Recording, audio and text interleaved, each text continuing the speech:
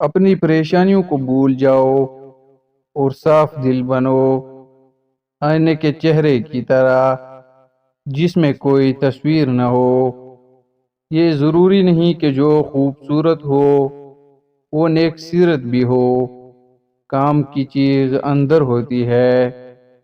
عقل مند اور بیوقوفوں میں کچھ نہ کچھ عیب ضرور ہوتا ہے، مگر عقل مند اپنے عیب کو خود دیکھتا ہے اور بیوقوفوں کا عیب دنیا دیکھتی ہے۔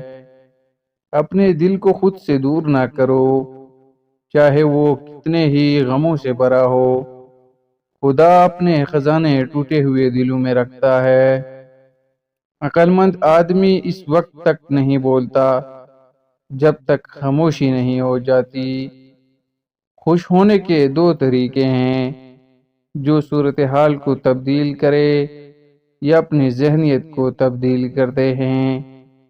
تو نیک ہو لوگ تجھے برا کہیں، یہ اس سے اچھا ہے کہ تو برا ہو اور لوگ تجھے نیک کہیں۔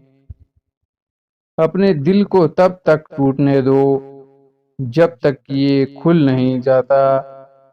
اگر تمہارے پاس بہت ہے تو اپنی دولت میں سے دو، اگر کم ہے تو اپنے دل میں سے دو۔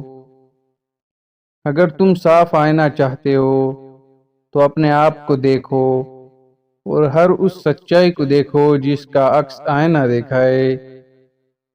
گھر میں اگر بلی اور کبوتر اچانک آ جائیں تو سمجھ جاؤ تمہاری قسمت کھلنے والی ہے۔ تم اونٹ ہو اور تمہاری سوچ اونٹ کے سوار کی طرح ہے، جو اپنے تلخ قابو سے تمہیں ہر سمت میں چلاتی ہے۔ جب تعلیم کا بنیادی مقصد نوکری کا حصول ہو تو معاشرے میں نوکر ہی پیدا ہوتے ہیں، رہنما نہیں۔ آدمی کے علم کا اندازہ تو ایک دن ہو جاتا ہے، لیکن نفس کی بیخ و باسط کا پتہ برسوں بھی نہیں چلتا۔